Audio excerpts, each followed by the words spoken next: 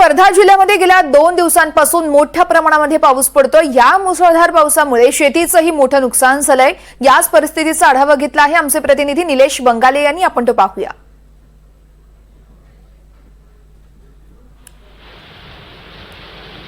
वर्धा जिल्ह्यामध्ये गेल्या 2 दिवसापासून मोठा पाऊस पडत आहे आणि याचा सर्वात जास्त फटका जो आहे हा आष्टी तालुक्यामधील काही गावांना पडतोय।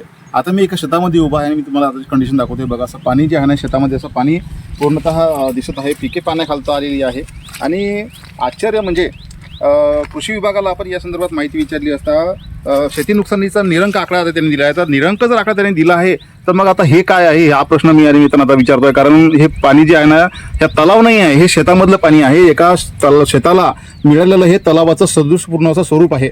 एवढ्या मोठ्या प्रमाणामध्ये या ठिकाणी पाऊस पडलेला आहे। गेल्या 13 तारखेला म्हणजे 13 ऑगस्टला 776 हेक्टर जे क्षेत्रफळ आहे शेतीचं हे एकूण बाधित झालं होतं। परंतु आता कोणत्याही प्रकारे 2 दिवसात जो पाऊस आलेला आहे या पावसामध्ये कोणत्याही प्रकारचं क्षेत्रफळ बाधित झालं नसल्याचं कृषी विभागाने सांगितलेलं आहे। आणि खरं म्हणजे जे जिल्ह्यातील पेरणी आहे त्या पेरण्या पूर्ण 100% आता कंप्लीट झालेलं आहे। एकूण 4,13,039 हेक्टर जे क्षेत्र आहे हे पेरणी खालतं आलेलं आहे जिल्ह्यामधील। आणि सध्याचा जो आकडा आहे शेती बाधिताचा किंवा या पावसामुळे नुकसानीचा हा निरंक दाखवण्यात आलेला आहे। खरं म्हणजे आपण जर बघितलं तर दयनीय अवस्था अशी शेती झाली आहे। या शेतीच्या या पावसामुळे असे शेतामध्ये असे पाजर फुटायला सुरुवात झालेली आहे। हे मी आता आपल्याला दाखवू शकतो। सोयाबीनचं पीक आहे हे मी तुम्हाला दाखवू शकतो कशा प्रकारे शेतामधून पाजर जे आहे ह्या वावरामध्ये येत आहे आणि हे पीक आहे बाधित होत आहे।